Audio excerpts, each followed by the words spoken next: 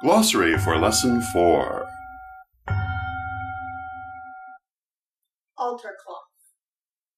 A cloth placed upon an altar table to enrich or decorate it. Altar cloths originated in a time when all cloth was woven by hand, and embroidered cloth was a status symbol, and its use a sign of an important occasion. Altar cloths are often very beautiful, and altar setups sometimes include a wall hanging behind the altar as well. Altar table. The surface on which an altar is set up. An altar table can be most anything from a patch of ground to a marble pedestal, and anything in between. It is generally considered preferable that an altar table be made of wood or stone, or such materials as plaster or terracotta for that matter. Metal is usually not used because of the conductivity of its nature. However, altar pieces are often made of metal, and it is not unusual for an altar table to be decorated with metal ornaments or inlay, or to have a metal frame. Ancestors. Ancestors are spirits of people who have helped to shape us into who we are. Commonly, these are deceased family members, and it is in that way that the term is primarily used. But ancestors need not necessarily be people to whom we are related by blood. A deceased person who helped us in some important way, or whom we particularly admire, may also be considered an ancestor. Sometimes a historical personage to whom we are drawn perhaps because of a past life connection of which we may or may not be conscious, will also be considered an ancestor. Ancestors are the spirits we honor as being fundamental to the development of our character and to whom we have a strong psychic bond. Often they act as spirit guides to us, advising us and aiding us as we go forward in life. Ancestors should be acknowledged and honored regularly to strengthen the psychic bond between us and them. Candle magic.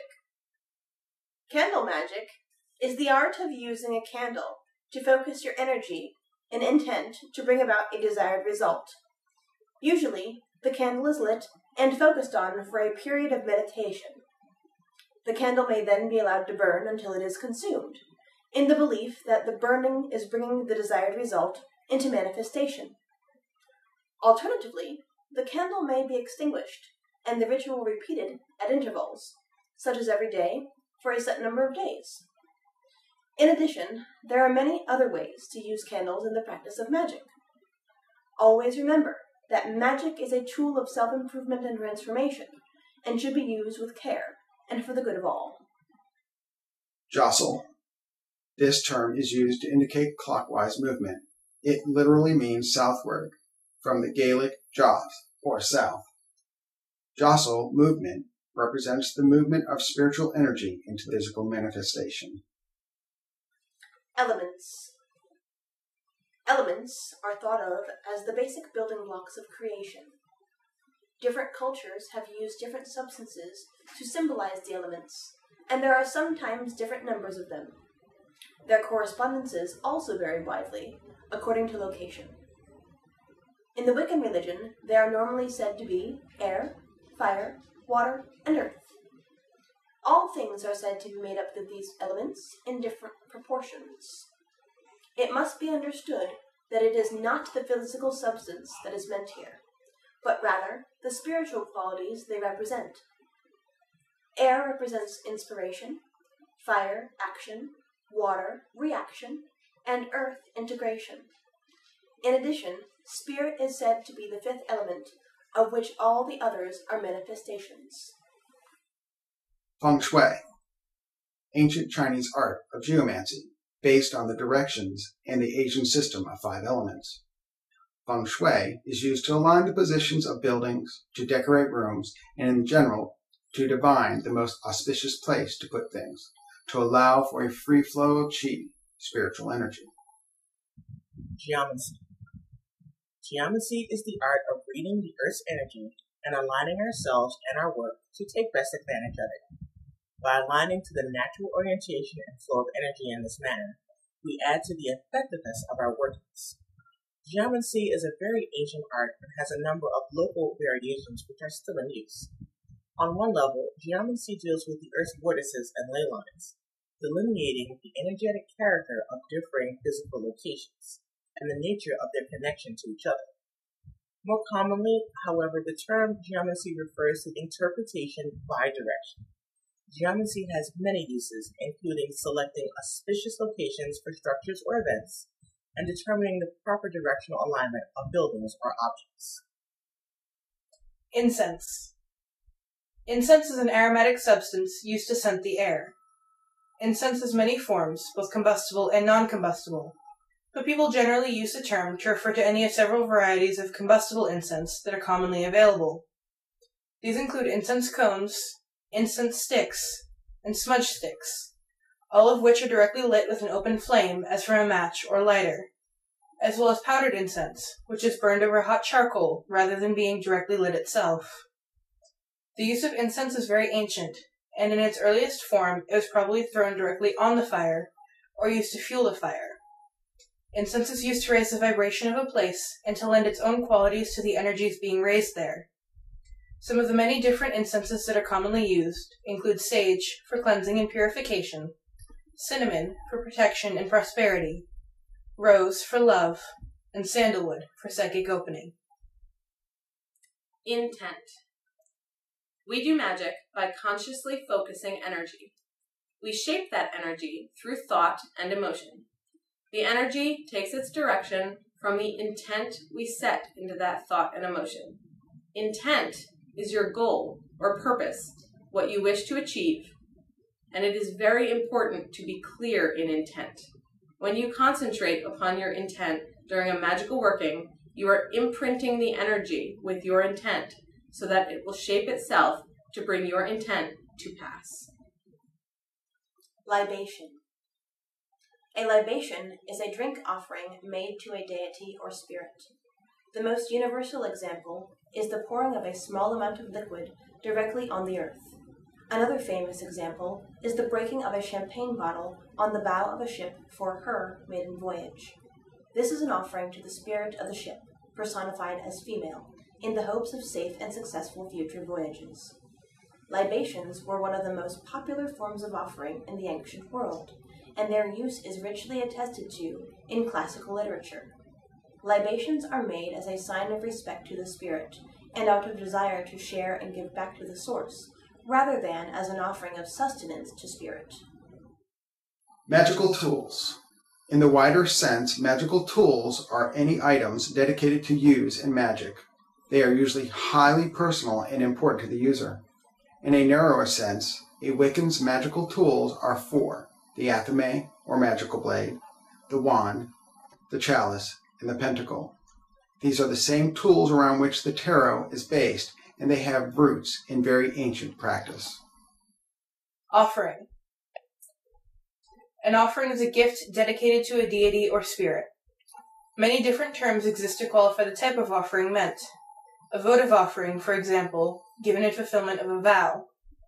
The practice of making offerings is very ancient, and the offering must be understood to be symbolic in nature, an act of respect and honor that strengthens the bond between the deity or spirit and the offerer, rather than as giving sustenance to the spirit. Omens. Omens are messages from spirit delivered in symbolic terms. Omens have been believed in all around the world in every time and place. They are symbolic and are personal rather than universal in nature. That is, an individual or culture creates a language of symbols that spirit then uses to communicate with them, so that different symbols will be used in different places.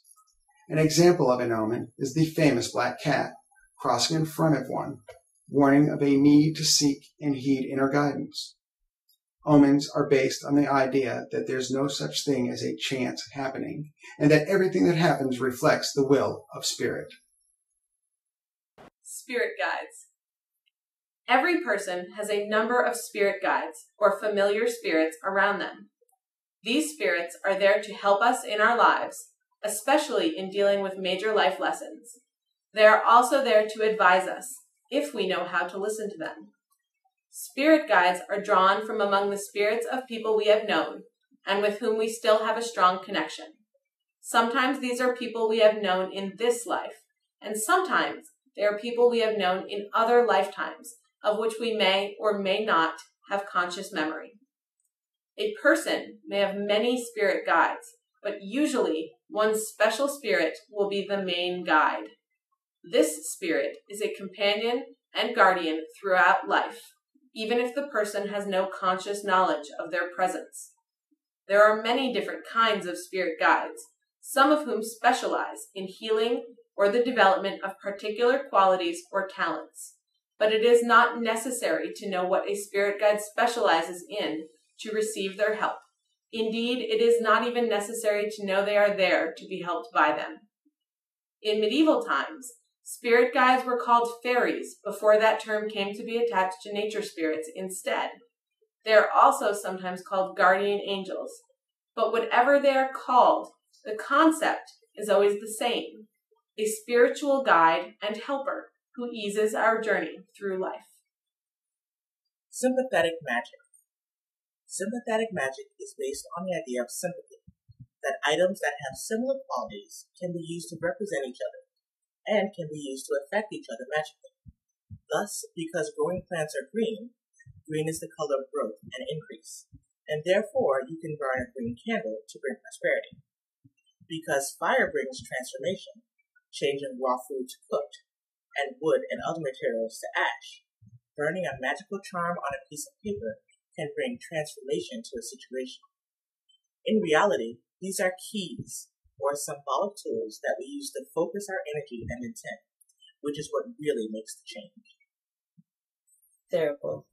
A thurible is an incense holder suspended from a chain, and it can be hung or swung to disseminate the smoke through a given area.